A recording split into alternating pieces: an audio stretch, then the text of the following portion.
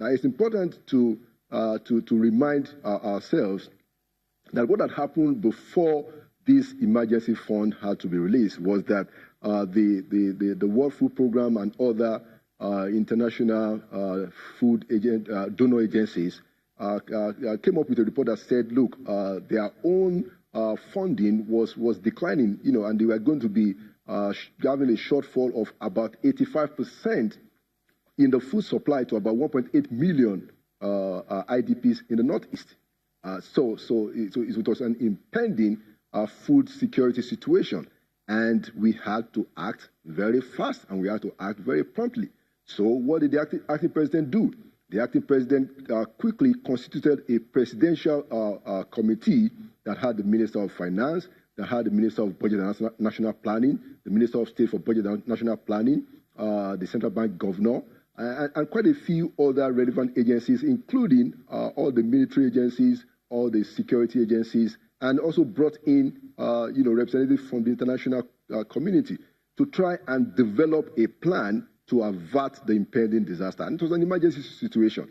Now, under the Public Procurement Act, there is the provision for such emergency spending. And so it is within the powers that are vested in the executive, exercised by the acting president in this case, to make the approval. And so we don't know what question is left that they want us to. Maybe you can react to this, Mr. Akande. He did say that part of the Eurobond that was approved by the National Assembly, monies were drawn from it, and the money spent by some of these agencies were not appropriated for.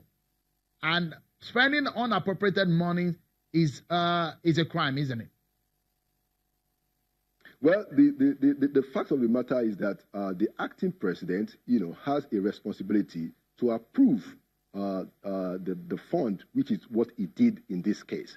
Now, if you want details of where the money was sourced from, when was it done, who did it, now, the finance minister and the relevant agencies can give you a detailed information about that. The issue here is whether or not the vice president, who was acting president at that time, had the authority to approve the money in those circumstances. And clearly, within our laws and practice, he has those powers, and nobody, can question that. And that is the fact of the matter. And this is the point that we're making. The vice president, when he was acting president, had the constitutional powers to make those approvals, which he did. So there are no violations at all from the side. Quickly.